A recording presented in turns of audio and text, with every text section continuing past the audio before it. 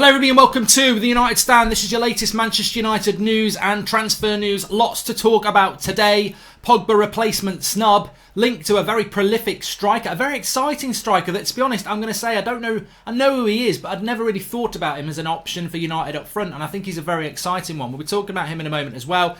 Also, the Premier League had their meeting yesterday. The chief executive of the Premier League, Mr. Masters, came out yesterday and said that all 20 clubs in the Premier League are working towards getting the season complete. Is this now a change in tact for certain clubs now that the FA have said to the Premier League there will be no voiding of the season? One way or another, the season will be completed, and that means that Liverpool will win the league and relegation will still stand, which means clubs who didn't want it to get completed and thought they might get an extra year in the league, now again the best thing for them is to play. So interesting about that. But let's talk about Manchester United.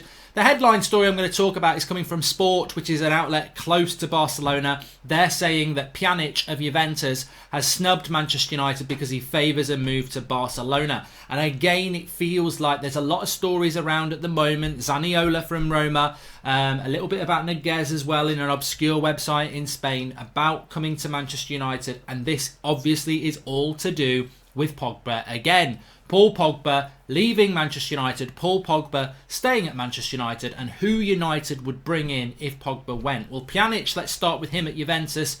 He would be a player that Juventus would be happy to offer up. We spoke about Rabiot yesterday, and most of you agreed with me that he would be a bad player to go for. So you look at what other players Juventus may be willing to offer up. We know Douglas Costa. I don't really fancy him anymore. We know Alexandro. 3 years ago, yes, not anymore. So what else is there? And Pjanic is a player that I think Juventus would be happy to offer up. But he apparently favours a move to Barcelona. And I think he would suit Barcelona better as well. But he favours a move to Barcelona over the Premier League. Am I going to lose any sleep about this? Am I sat there going, oh, Pjanic, why have you snubbed us? No, I'm not. I'm not, because I'd be a hypocrite. I don't want Pjanic at Manchester United. I haven't wanted Pjanic at United for years. I think 3 years ago when he went to Juventus, I thought, he'd be a good signing. But it was almost like it was then or never. I don't want a player who's 30 at Manchester United in the midfield. I just don't want it. I don't think it works. Whether it's Rakitic or anybody else, I do not think it works. So Pjanic favouring a move to Barcelona, he obviously is a clever player. Because if I was Pjanic and I had the option of United or Barcelona, I'd go Barcelona as well. Let me think about what I want to do in my retirement years. Do I want to go to the fast-paced Premier League and get kicked by people like Henderson and Noble? Or do I want to go to La Liga, play in a nice stadium, a very nice stadium? In fact, let me subtract that. A superb stadium with a great climate, and 75% of my season I'm playing against farmers with loads of space where I can just knock it around and make myself look great. Pjanic's job is far easier at Barcelona, and you get to play with Messi. So Pjanic preferring Barcelona over us is just common sense. But also, can I just say as well, I don't want him at Manchester United because he's 30. He's not part of the future. He's not what we need. He's also he is going into his twilight years, or I'm just going to go and relax. That's not what United needs. So again, it appears to be another Juventus player that would be offered to us as part of a Pogba deal that we're swerving. So I think the options for Juventus are running out here. Who are you going to give us that we're going to want? And as I said a couple of weeks ago, I think when it comes to Juventus, Bantanka, yes, I would take him. One of their decent centre-backs, like a De Ligt, yes. Ronaldo, yes. That's about it. I do like Bernardeschi, but we're looking at Sancho. So there is no player swap that I think Juventus can offer us unless they're going to go. I mean, the big one for me would be Bantanka, because I think he can hold the midfield like a Carrick used to. I think he'd be brilliant for us. But Juventus aren't going to give that up. So I tell you what, that Juventus and your swap deals, forget about it. Forget about it. Anyway, the next player, I just want to say as well, the Martial t-shirt, I had it on last night. It's got the little writing of the Tony Martial came from France. English press said he had no chance. 50 million down the drain. Martial scores again, and obviously it says it there, little badge there. You can get it in white as well. Links in the video description. Mine came yesterday. Very, very happy with it. Really like it. But let's talk about Carlos Vinicius. I nearly said Vinicius Jr. there. I'm thinking about that. You'd all get very excited about him if it was him. It's Carlos Vinicius, who is a striker for Benfica, who Manchester United have been linked to in a £50 million deal in the last 24 hours. Now, this is the first time we've really been linked to him. I don't know loads about him. I know he plays for Benfica. I know he's like 25, 6'3". I think he's scored like 20 odd goals this season, 12 assists for Benfica. Let's not forget Benfica are a very good team in the Portuguese league, and he's done a decent job. Now, looking about at what he's all about, he's not. Although he's 6'3", I mean, and that's a very good thing. It's not his asset. His strike, his heading ability is not what he's particularly good at. But it's never a bad thing being 6'3", is it? He's got a very good left foot. He's a poacher striker, but he's got a lot of flair. He's got a lot of technique. He can hold the ball up. So I think he's, I actually think that this striker could go to Chelsea and be a revelation. Could go to Liverpool and replace Firmino and do really well. I think he's one of those strikers that United, would we go for him or not? I don't know, but I think you could see him going somewhere better than Benfica, like a top Spanish club, a top Italian club, a top British club, a top Premier League club, should I say, and really do really well. The thing is, the price. He's got an £80 million release clause. We'll forget about that. But they're talking about £50 million. And it's interesting because I did the video on Moussa Dembele last night, and everybody who watched it knows that I said a month ago, when there was that story about United looking at a striker that's not a Garlo, I felt it was Moussa Dembele. Yesterday we had Lyon president saying that they might have to sell players, and I did the video last night saying I really think that Man United are after Moussa Dembele. Lo and behold, an hour after that, you've got news outlets just doing stories with no sources saying United are in for Moussa Dembele, and you think, oh, I wonder why they're doing that an hour after our show, and where's your source? Like, I'm not saying we should be the source, because I'm not a source on Moussa Dembele. It's just a deduction of evidence. I think that that's the player that we're looking at.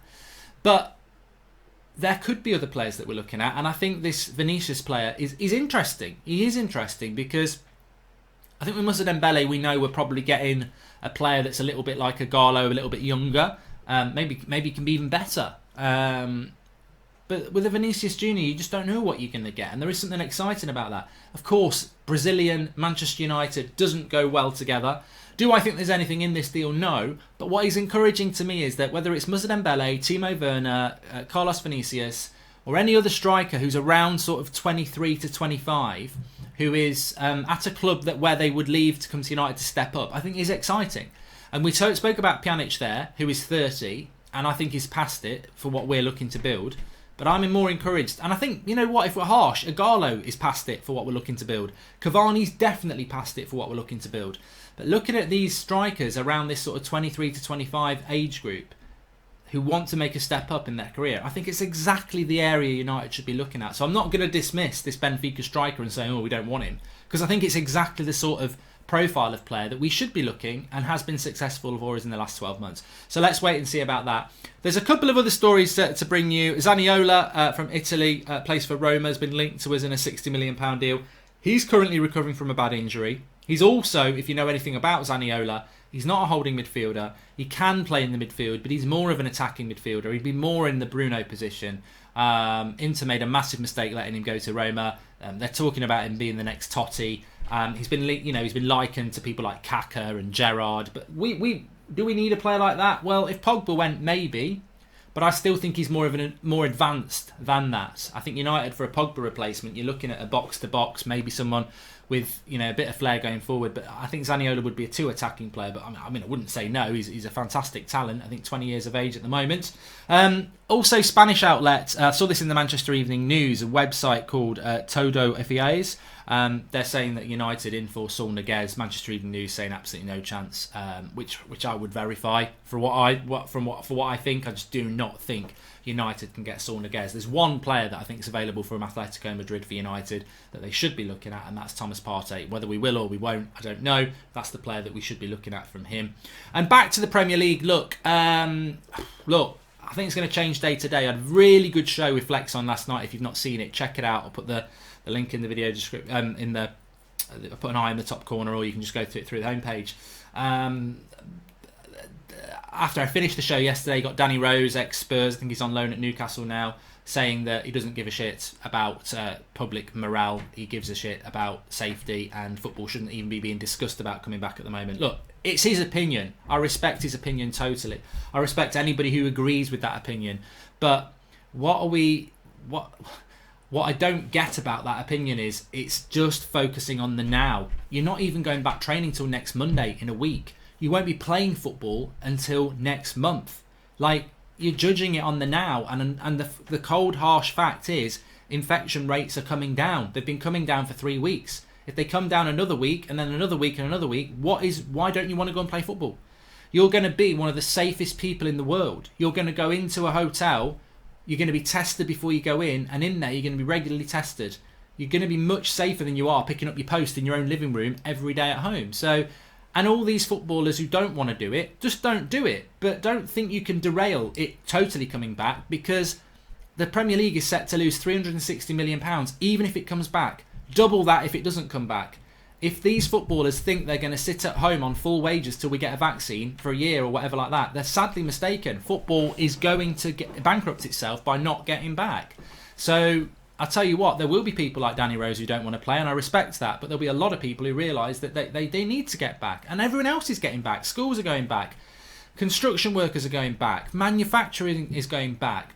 Most people are going to have to go back to work, because it's not going to be an option to sit at home for many people and just earn money. And that's the sad effect. We can't sit inside on lockdown for 2 years or a year waiting for a vaccine. It just can't happen. We've got to live with an element of risk. So if footballers don't want to play, they don't want to play. That is not something to criticise them about. But what I said last night, I stand by it. The Bundesliga players were training in lockdown. Social distancing training, but they were training. Bayern Munich, Borussia Dortmund, other clubs, they were training. And people will say straight away, well, yeah, but the infection rate was lower in Germany. No, it wasn't.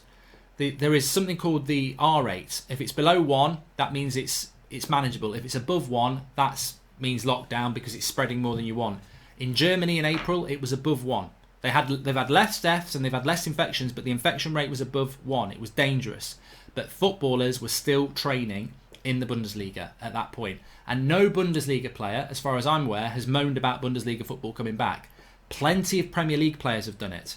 Why is that? I don't know. Some people would say because our footballers are way overpaid and they're spoilt, and it's not a job. They're just multimillionaires.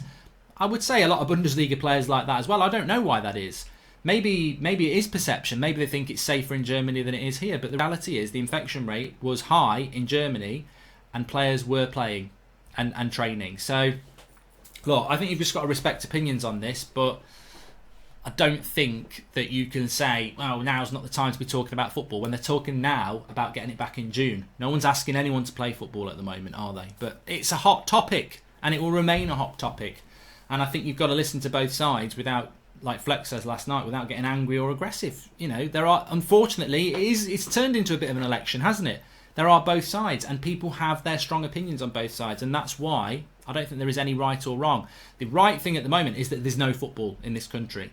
I think it's wrong to say there shouldn't be any football in the middle of June, because we don't know what that's going to be. You might be able to predict it's wrong, you might be able to predict it's right, but at the moment we don't know. Thanks everyone for watching. If you want to get your t-shirts, the link are in the video description. We're getting lovely weather now in the UK, and it's t-shirt time, so get those links in the video description. Smash a like on the video, and I'll speak to you all soon.